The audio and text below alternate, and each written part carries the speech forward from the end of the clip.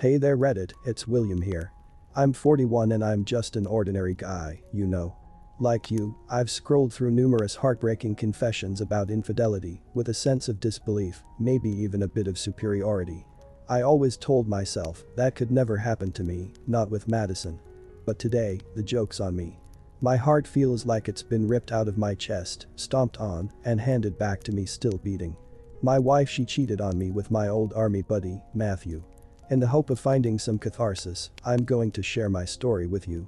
I'll change the names, for obvious reasons. Matthew and I go way back.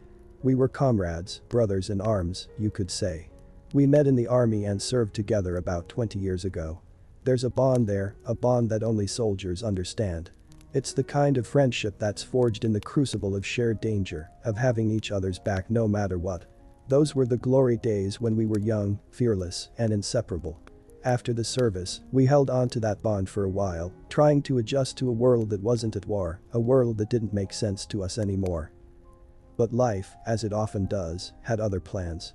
I took the plunge and started my own business selling plumbing supplies in our hometown, hoping to create a quieter, safer life for myself. Matthew, on the other hand, climbed the corporate ladder, becoming a big-shot director of logistics. His new job required him to move away from our sleepy little town, leaving me behind. That was when the late-night beer sessions stopped. I missed him, sure, but I understood. Life was taking us down different roads. One day, out of the blue, I got a call from Matthew. He was all business, talking about some partner living near me who he needed to meet for the good of his company. Between the lines of professional chatter, there was a request, or maybe an appeal. He asked if he could stay at my place for a while. I was excited at the prospect. Matthew, my old buddy, staying at my place. I thought it'd be like the old times, a chance to relive our shared history. I agreed instantly, looking forward to reminiscing about our past adventures and catching up on lost time. But I wasn't the only one involved in this decision. Madison. We were sitting on our worn-out couch when I told Madison about Matthew's visit. She was tired, as always, but she still listened to me with patience, her hands wrapped around a warm cup of tea. "So, how long is he planning to stay with us, Will?" she asked. I noticed a hint of worry in her voice. I paused, realizing that I hadn't thought this through completely. "He didn't specify," I replied honestly. "It could be a while. His work thing seems pretty important." She was quiet, taking it all in. Then, she finally voiced her concerns, her words like a mirror reflecting our chaotic life.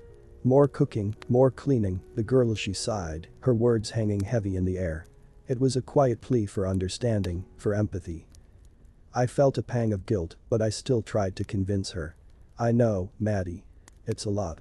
But it might be nice to have a change, right? Matthew is a good guy, an old friend. It could be fun." She looked at me, her eyes searching mine, trying to find some assurance. I wish I could have given her that. Instead, I gave her my hope, my naivety. "We can handle it, right? We always do." After what felt like an eternity, she finally nodded. "Okay, Will. If you think it's a good idea, we'll do it." I felt a rush of relief then. Madison was always there, always trusting me, always having my back. But I was so wrong. Matthew showed up at our doorstep on a Friday. There he was, a tall figure with a warm smile on his face, just as I remembered. We shared a hearty dinner and a few bottles of cold beer. It was comfortable, even nostalgic. But Madison, she kept her distance. She was busy with the kids, making sure they were fed, bathed, and tucked into bed. The next day rolled out in much the same fashion. Madison busied herself with our girls, while Matthew and I spent our time talking about old times, catching up on everything we'd missed in each other's lives. I saw less of Madison that day than I normally did, but I assumed it was just her giving us space, giving us time to reconnect. One evening, we were sitting on the porch, a couple of beers between us, when Madison passed by, intending to clear up the dinner dishes. Matthew stopped her. "Maddie, leave this. Let me clean up later. Come join us." She looked taken aback, but after a glance in my direction and a reassuring nod from me, she complied. As she settled down, there was an unfamiliar silence, soon broken by Matthew as he revealed his personal turmoil. He was getting a divorce, a fact that clearly upset Madison. "Oh, Matthew, I'm sorry to hear that," she said. Her voice was full of concern, her usual cheerful demeanor replaced by sympathy. It warmed my heart to see her kindness extended to my friend. "Things happen, Maddie," Matthew replied, forcing a smile. "But thank you." During those moments, I felt a strange sense of relief seeing Madison and Matthew interact. My wife and my old friend getting along. It seemed like a positive step, a sign that my decision to bring Matthew into our home was right. How wrong I was. It's a bitter pill to swallow, knowing that what I once saw as a budding friendship was the start of my world falling apart. The days passed in a blur, Matthew often away, busy with his business meetings. Meanwhile, I balanced my work with trying to spend time with him and my family. Madison and I were in our own little routine, caught between our daily responsibilities and the unexpected guest. Then, just as we were adjusting to the new normal, disaster struck. On Friday, late in the evening, I got a call that left me in a state of panic. My warehouse, the heart and soul of my business, had been flooded. I rushed to the scene. The sight of my livelihood, my years of hard work submerged in water, was something I won't forget. That night, my team and I tried to salvage what we could, racing against time, against the rising water. The sound of the dripping water, the sight of ruined goods, the calls with the police and insurance companies, the negotiations with the neighbors, it was a whirlwind, one crisis after another. As dawn broke, I found myself driving back home. I was soaked to the bone, weary and broken. I hadn't slept a wink, my mind filled with worries about the financial blow and the rebuilding that lay ahead. As I walked into our home, the silence of the early morning engulfed me.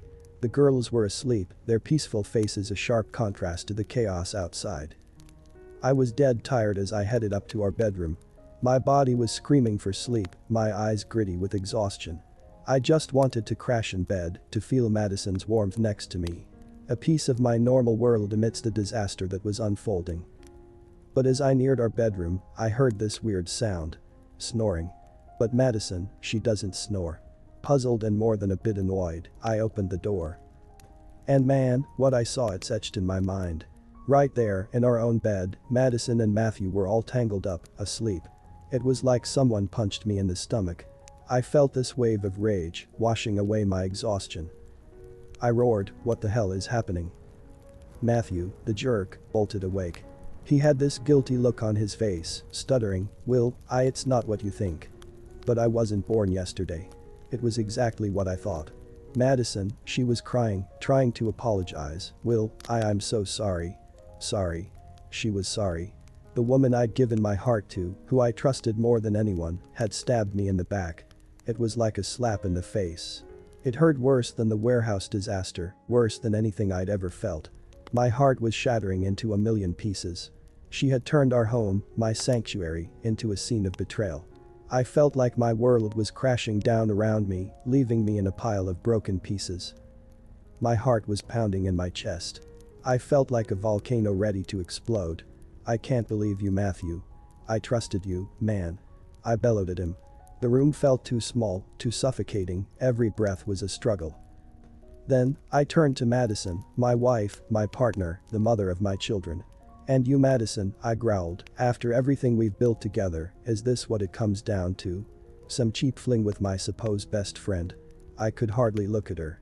The betrayal was too deep, too raw. "But," Madison started, but I cut her off. "No, I don't want to hear your excuses," I snapped, "both of you, get out. Get out of my house." Seeing them scramble out of our bed, gathering their scattered clothes in panicked haste, felt surreal. But there was a savage satisfaction in watching them scurry out of the house, faces flushed with shame. There I stood, alone in the cold morning light, watching the two people I'd trusted most walk away. I felt this confusing mess of emotions, grief, rage, and this heavy sense of betrayal. It felt like I had swallowed a bitter pill, and it was stuck in my throat. Looking back now, I hope that by sharing my story, I can open some eyes to the harsh reality of infidelity. It's a sneaky monster that can creep in and ruin even the strongest relationships. Trust, once shattered, is a hard thing to put back together. So, keep your eyes wide open, never let your guard down, and don't take anything for granted. Life has a way of surprising you when you least expect it. Update. Hey everyone, thought I'd pop in with an update as it's been 3 months since I shared my story, and some of you have been asking about how things are going. The good news first. I was able to recover the losses from the warehouse flooding thanks to my insurance. What a relief that was, I'll tell you. It felt like I was finally catching a break after a really tough time. My girls are staying with me, which is just the silver lining I needed. They've been my rock throughout this whole mess. They visit their mother on the weekends. I can see it's hard on them, but they've been braver than I thought possible for their age. I'm trying to keep things as normal as I can for them, but I know this situation isn't ideal. As for the divorce, I've gathered all the proof I needed and filed the papers. It's a bitter pill to swallow, ending a relationship that was once my everything, but there's no turning back from what Madison did. She's been to the house 3 times since, sobbing about how it was a drunken mistake and that she regrets it. But I haven't let her cross the threshold. Once the trust is broken, it's next to impossible to rebuild, isn't it? I mean, how am I supposed to look at her the same way again? As for Matthew, he didn't pursue a relationship with Madison, not that I care what he does anymore. He's still dealing with his own divorce and says he doesn't want a relationship right now. Good riddance, I say. To be honest, I don't care about what happens to either of them anymore. All that matters to me now are my daughters and making sure we get through this as unscathed as possible. So, there it is. It's been a rollercoaster of a few months, but right now, things are looking up. It's strange how life works out sometimes. It throws you curveballs when you least expect it, but it also gives you the strength to deal with them. Thanks for all your support, guys. It means a lot. Okay, I have no words. And I don't even know how it happened, like really. She was a good wife, but how this could happen? Like seriously, so we can't trust even good wives. Share your thoughts in the comments section, guys. 2 days ago, my wife cheated on me. I wanted to write this sooner than I expected, but only got up the courage now. I, 30, married my wife, 29, about 5 years ago. I always saw her as a caring, loving person who was always concerned about me, but when everything happened, she showed herself to be a completely different person. I don't know if she pretended to be that way because of our marriage. After 1 year of marriage, we had a daughter, 4. She is absolutely the love of my life, I adore her. My wife and I have always loved children, so having a daughter was like a blessing to our newly formed family. Fast forward to the future, the pandemic caused me to lose my job. My wife continued to work in an office while I did jobs anywhere possible, as my wife and I fought regularly because of this. One of these fights led to her slapping me in front of our daughter, which probably made her uncomfortable, but she didn't understand about these things, so I guess she must not even remember it. My wife always reminded me that I didn't have a job and our marriage was getting worse and worse. In a brief context, I didn't finish high school. This, at least in my country, makes it very difficult for me to find a stable job.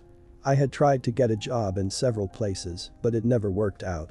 So 2 days ago, I came home early after helping to make some deliveries for extra money. I entered the house, only to see a scene that simply never left my mind. My wife was there, in the kitchen, having sex with a guy from her office. She saw me staring at the scene, completely unresponsive. She screamed in horror at the sight of me.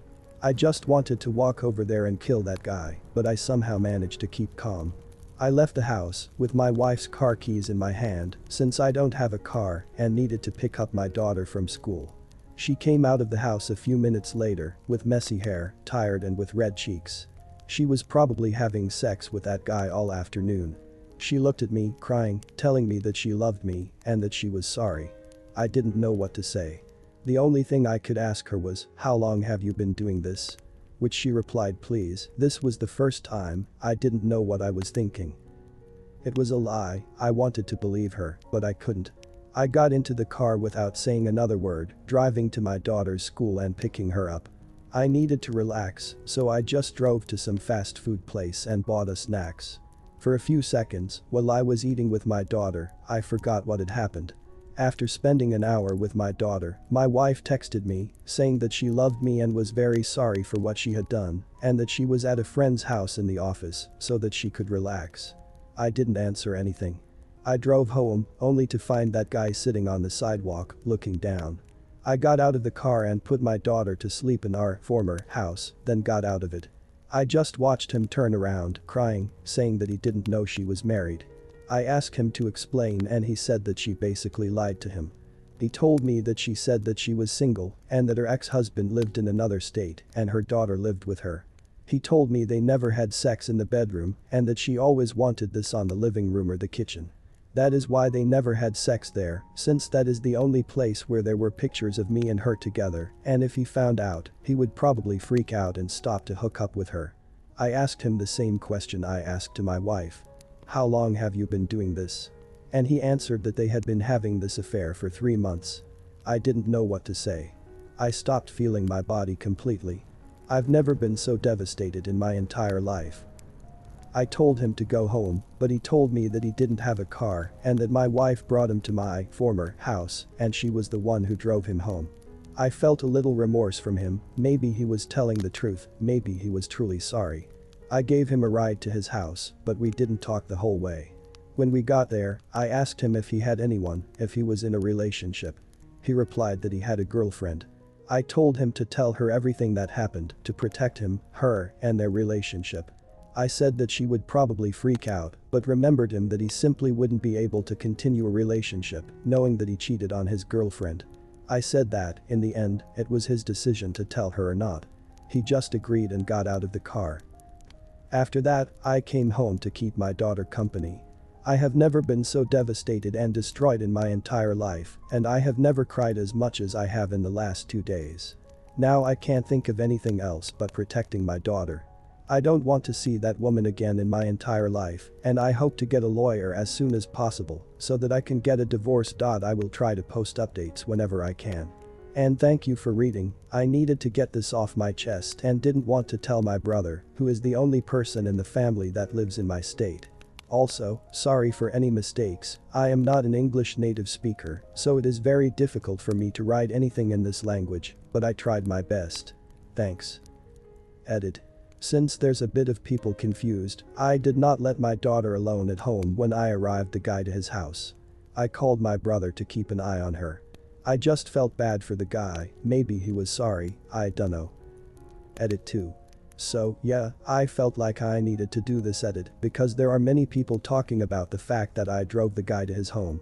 I felt bad for him, deep in my heart I felt truly sorry for him, so I just felt I needed to do this. And yeah, looking back it was a parenting neglect, even if my brother was taking care of her. I shouldn't have done this, and this will probably have a lot of effect on the divorce case. Thanks for all the comments, we'll probably send an update soon. Update. I just wanted to give y'all a quick update on what's been going on. Right now I am already contacting a lawyer about what all happened, and he said that my situation it's not so good and that I will never get 100% of my daughter's custody, and the best option is to try to get a 50-50 custody, which I accepted immediately. I want my daughter to still see her mom because that could be too traumatic for her to handle, her mom just disappearing from her life like that. Thanks for reading my comments, and I will stop editing this post because I don't know if Reddit has a character limit on these posts, so if anything new comes up, I will update in another post. And BTW, thanks y'all for the kind words and comments, I felt really appreciated and all those advices helped me a lot. Thanks y'all. Thanks for listening. Drop a like and subscribe my channel.